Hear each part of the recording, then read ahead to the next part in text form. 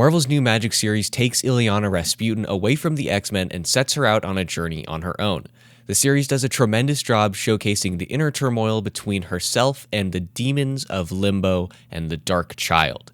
Let me know down in the comments what you guys think of this series so far. I'm Brennan for the New Wave Nerds. Subscribe down below for more nerd content and commentary. Now let's roll the intro.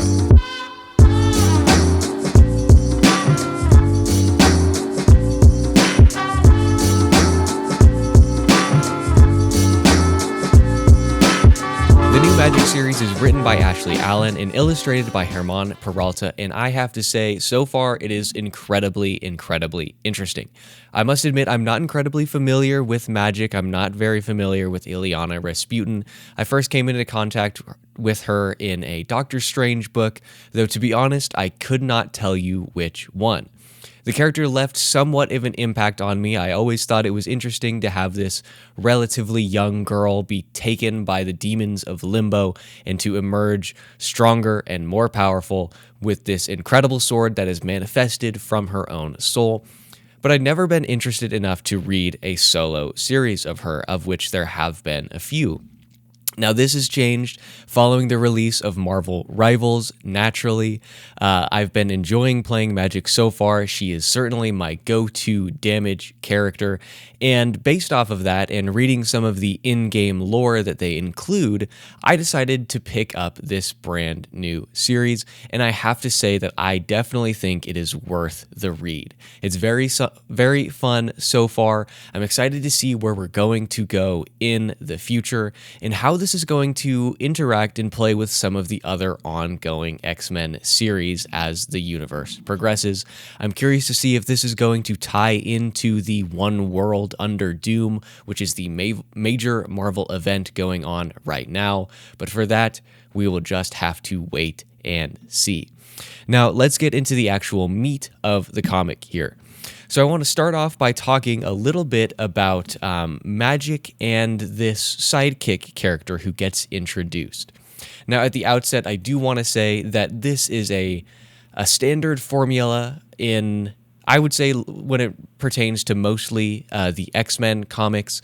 When a character gets their own solo series, it's pretty common that they will encounter an unmentioned, unknown young child who is going to help them along in their journey and will ultimately mean nothing as the story progresses, or rather, they will mean something for the story, but after the story ends, they will completely disappear, and I'm not a big fan of that format. I wish you could introduce some secondary characters who actually have lasting impacts, who stick around for a little while. I'm not necessarily a huge fan of these one-off characters, but I am interested in the duo that we see in this Magik series.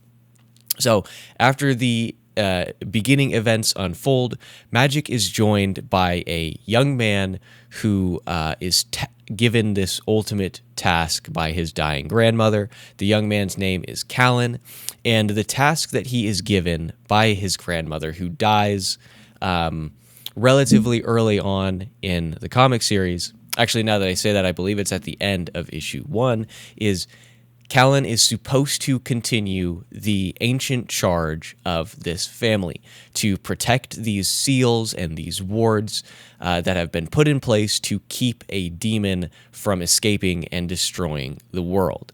Now, that's a pretty standard introduction, pretty standard, ancient charge from a group of wizards.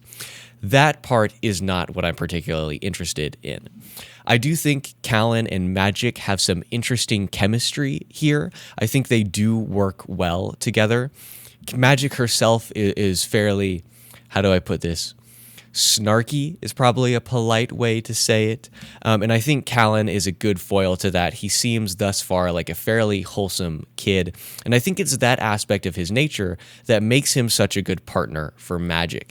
As we see in mostly through issue 2, every once in a while, Magik loses control. She loses control and is overcome by the Dark Child, which is the embodiment of this power that she has gained from Limbo.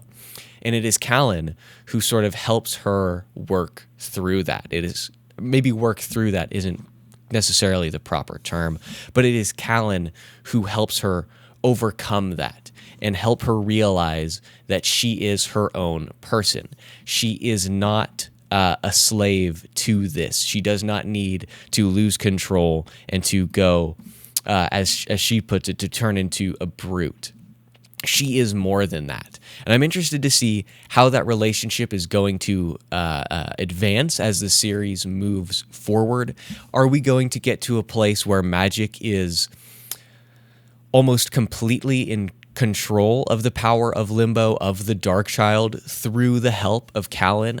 I don't know. I think that would be interesting to see. Like I said, I think they have fun chemistry. I want to see how their relationship evolves moving forward.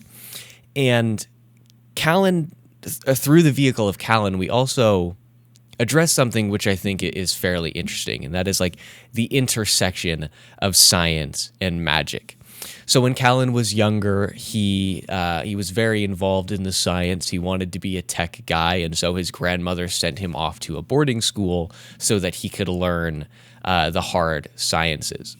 And then after that, he comes back, the events of the comic unfold, his grandmother dies, and he is discussing with Magik how he feels a little bit at fault, right? Or maybe at fault isn't quite the right word, but he feels guilty because that time that he spent learning magic could have been more time with his grandmother, who is now departed, right? And he mentioned something along the lines of how his grandmother must have thought him stupid or naive to pursue the fields of science in a world where magic exists. And Magik, the character, Illyana, she says that there is more connecting them than you believe. There is more connection between magic and science than is apparent just at the outset. They are not antithetical to each other. They are one and the same. And she uses this, or rather she demonstrates this by using something that Callan says. Callan mentions the fact that this enemy who they are fighting, her powers are based off of frequency.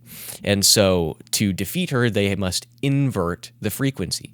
And Magik uses that information, essentially casts, I don't know if I want to say casts a spell, but she inscribes some magic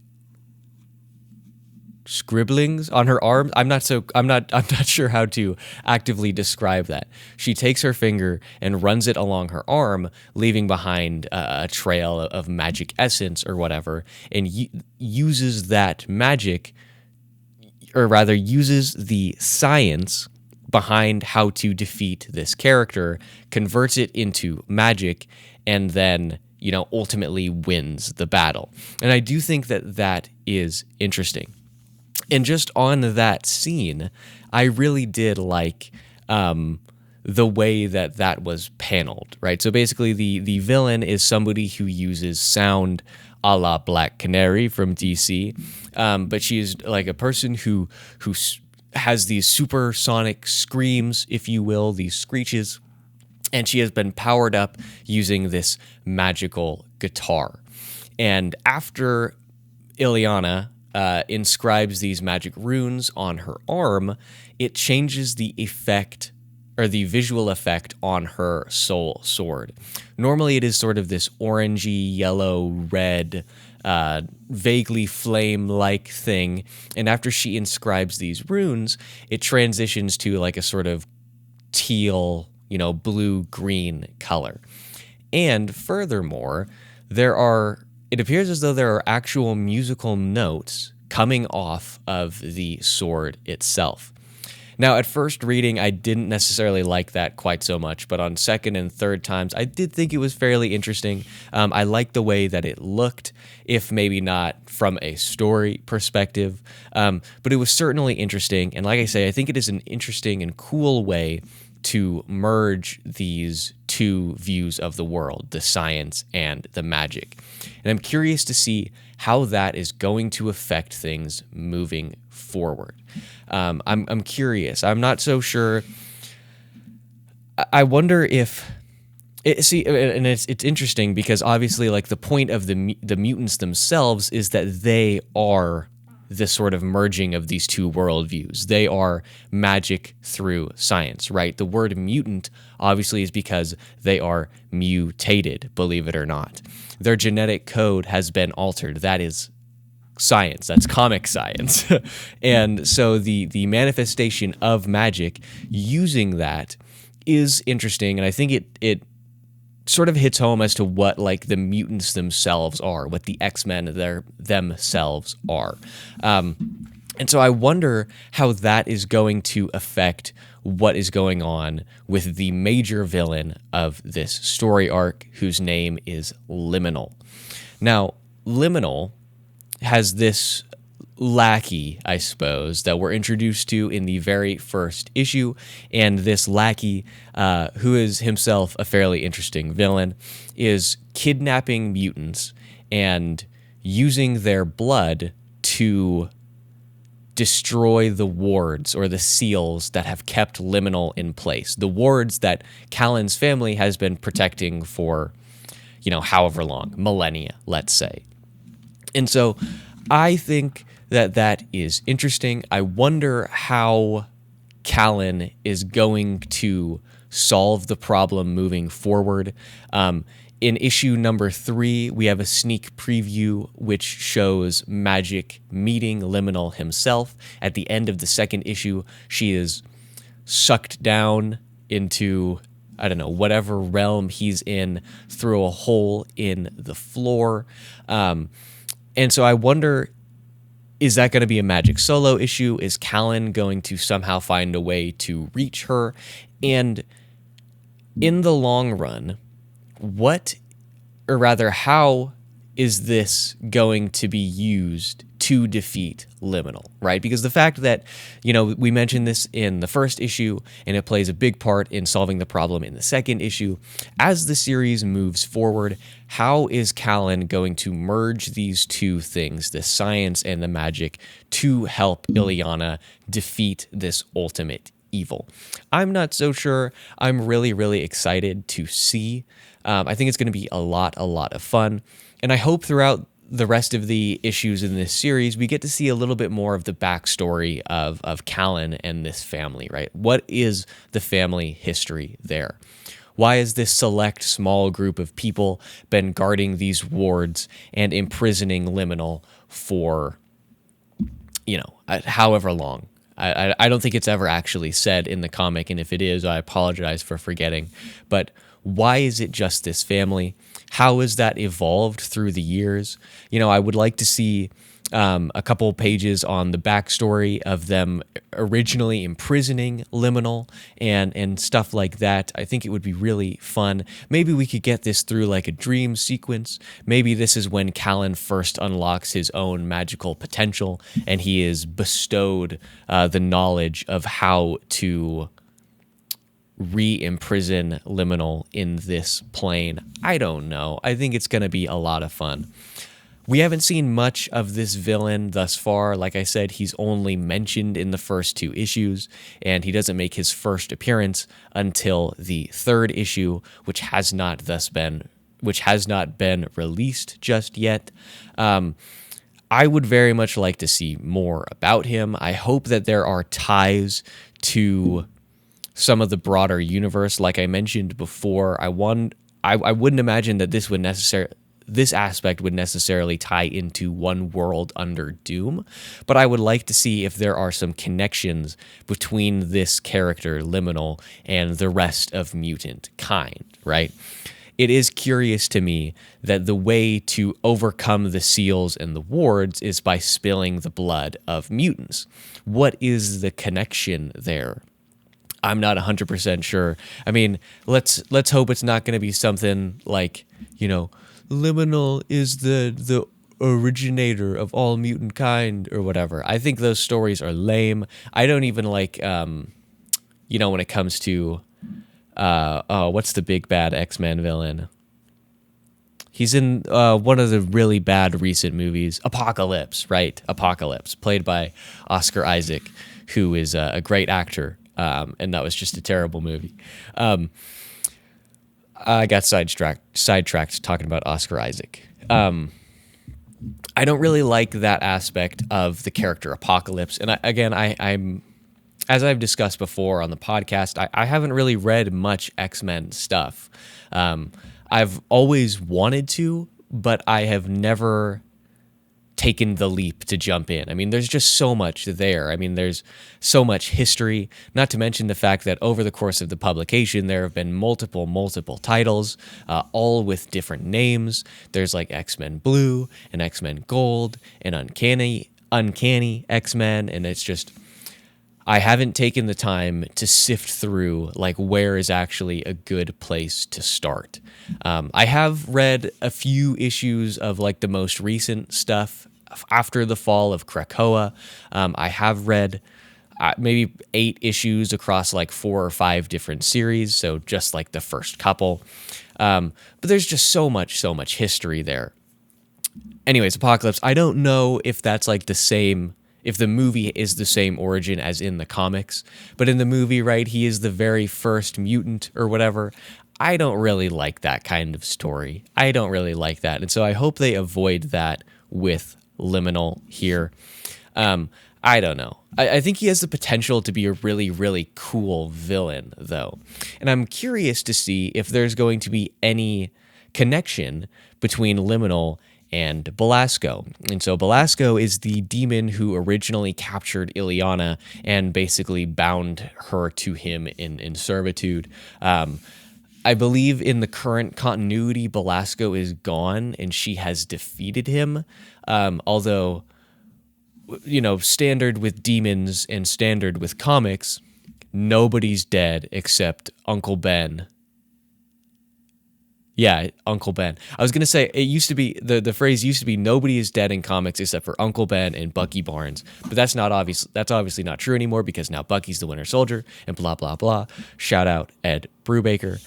But I want to see if there's any connection between these two, because it does seem, as Callan's grandma says, there are 2 prophecies that are coming into fruition at the exact same time. And she says that neither of them can be allowed to pass.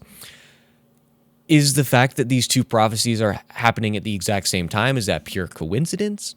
I highly doubt it. In the world of comics, there are very few coincidences. So what is the connection between these 2? I don't know. I would really, really like to see. I am so interested in what is going on in the next couple issues of this comic. I'm not 100% sure how long this series is going to go. If I remember correctly, I think it's only listed as like 5 issues right now, which, you know, I mean, it is what it is. You know, what are you going to do?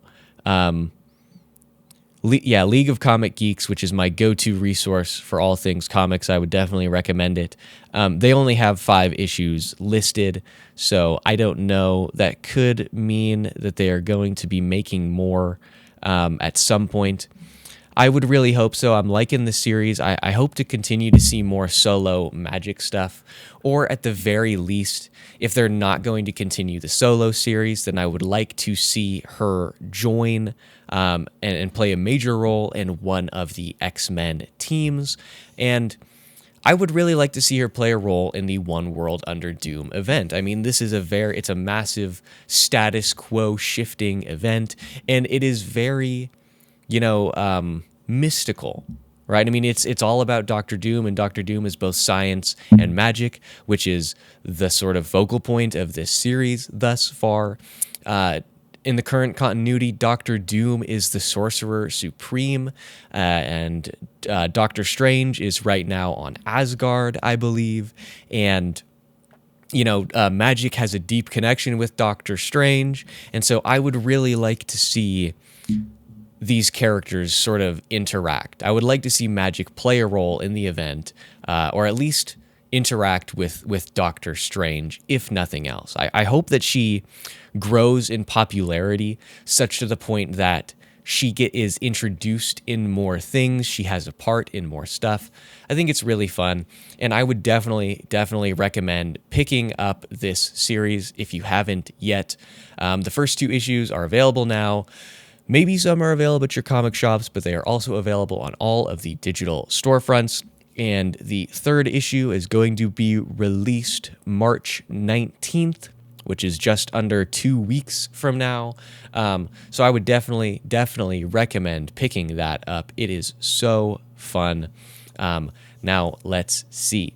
Next Tuesday, we are going to be here. We're going to be back talking about TV shows, not about movies this time, because we are going to be reviewing the first 2 episodes of Daredevil Born Again.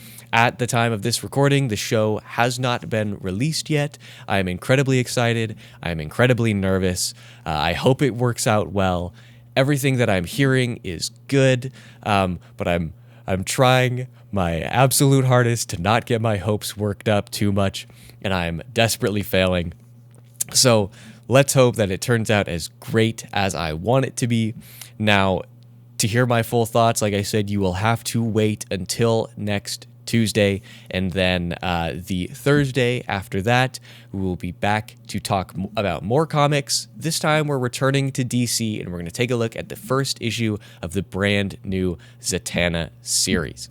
So make sure that you subscribe down below, hit the notifications bell so you never miss another episode, and we will see you guys on Tuesday.